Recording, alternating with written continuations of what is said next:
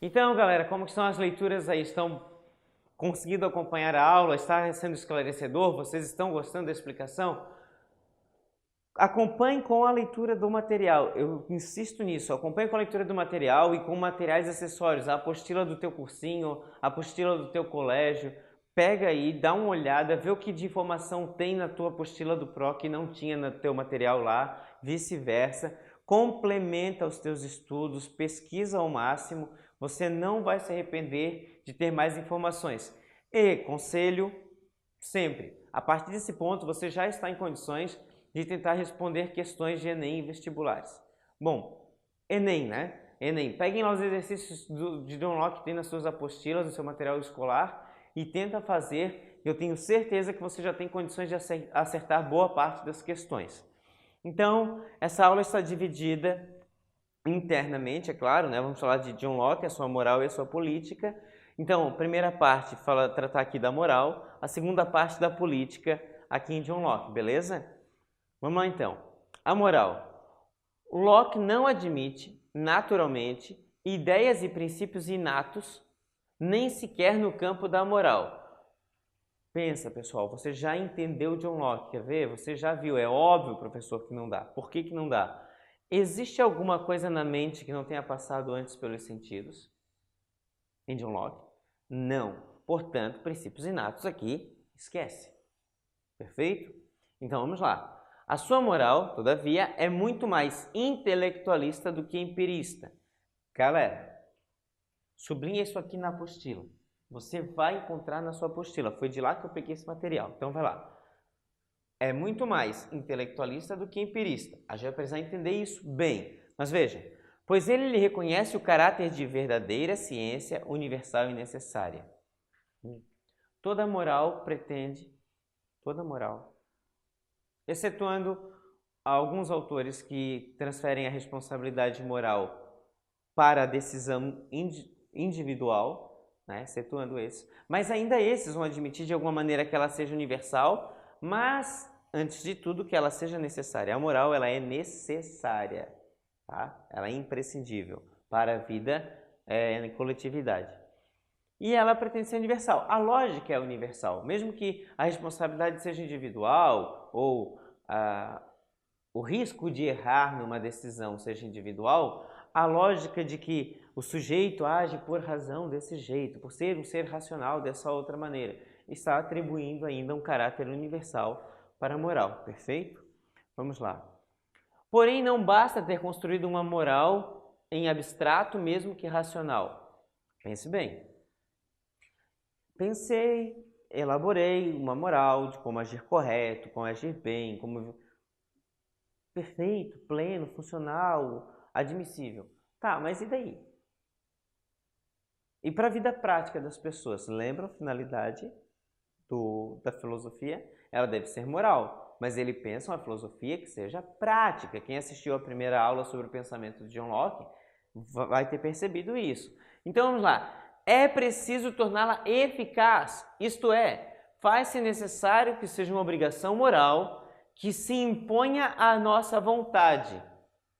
Gente, para começar, vamos lá. Vamos entender. Eficaz, que efetivamente atinge seu objetivo. Feito? Então tá. Então, e que ela se imponha à nossa vontade. Quando a gente age por vontade, por impulso, por desejo, por instinto, seja pelo que for, agimos errado. A ideia é, a moral é justamente contrária ao nosso impulso, ao nosso voluntarismo. Ela é contra a nossa vontade, ela freia a nossa vontade, ela é o freio que nos impede de agir mal e nos faz agir, uma vez que a moral ela deve ser refletida, pensada, é uma tomada de decisão sobre as ações que vamos fazer, ela é o empecilho da ação incorreta, da ação inconsequente. A moral é, antes de tudo, deliberação para a ação. Guardem isso.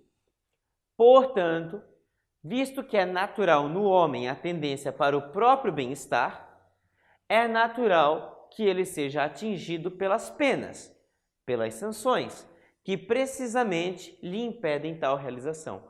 Ah, bom, então quer dizer, se nós temos a tendência natural para aquilo que é bom, quando somos ameaçados por algo que é mal, a gente para. A gente não age, a gente não faz. Para, senão eu atiro. O que o sujeito faz? Ele para. Medo de levar um tiro. Ah, se você fizer tal coisa, você está expulso. O sujeito não faz. Então, essa é a ideia. O sujeito tem uma inclinação natural para o próprio bem-estar. Quando ameaçado do contrário, ele não reage. Ele não age de forma inconveniente e inadequada. Perfeito?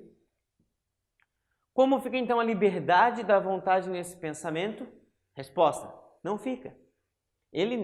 Locke nega o livre-arbítrio. Já que nos inclinamos necessariamente para um bem determinado, devemos desejar o bem maior. Então, se eu pensar em algo que seja bom somente para mim como indivíduo, que desconsidere o bem-estar da coletividade, eu não estou agindo moralmente. Eu tenho que pensar algo que seja um bem maior. O bem maior é sempre pensar, no sentido moral, o bem para o maior número possível de pessoas. Dessa maneira.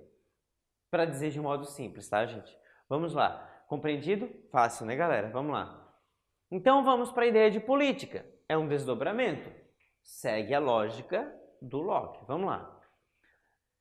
Do Locke deriva a lei civil da lei natural, racional, moral, em virtude da qual todos os homens, natural aqui, ó, como seres racionais, né, eles são livres e iguais, têm direito à vida e à propriedade.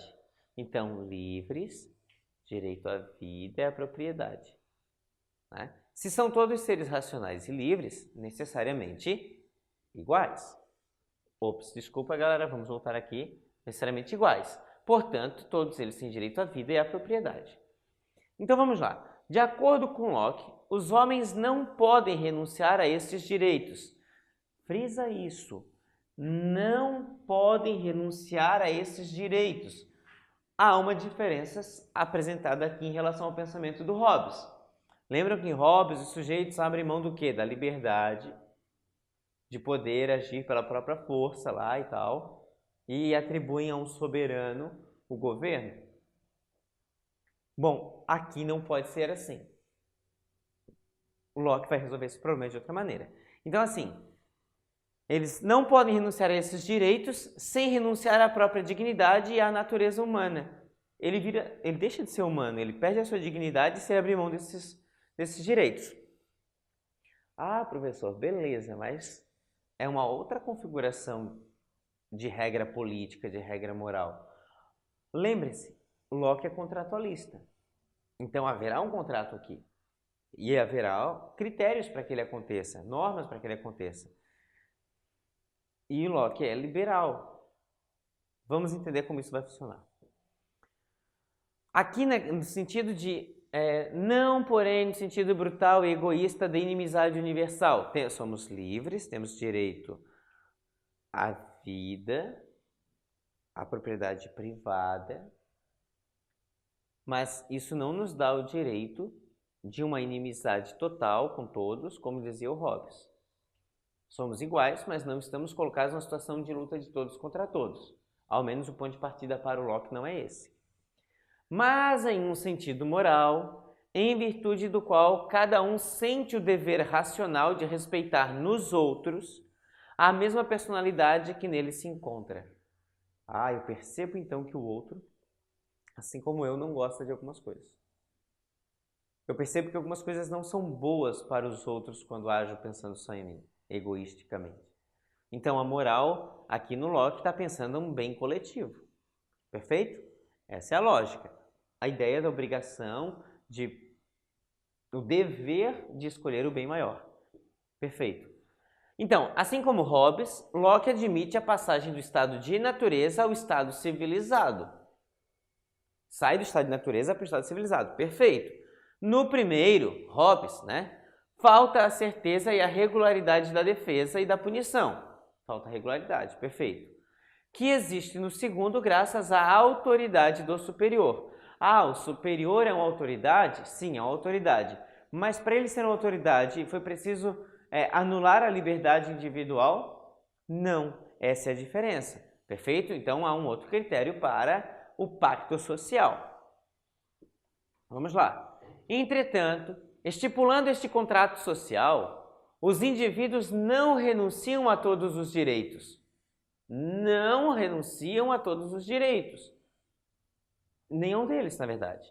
Porquanto os direitos que constituem a natureza humana, vida, liberdade e bens, são inalienáveis, são direito individual que não se transferem a outrem. Ponto final. Mas renunciam unicamente ao direito de defesa e de fazer justiça. Então quer dizer, eu só não posso fazer justiça com as próprias mãos. Eu não posso me defender de qualquer jeito, né? Então, para conseguir que os direitos inalienáveis sejam melhor garantidos. Então, vejam bem, alguém superior terá que tomar partido de uma situação e agir em minha causa.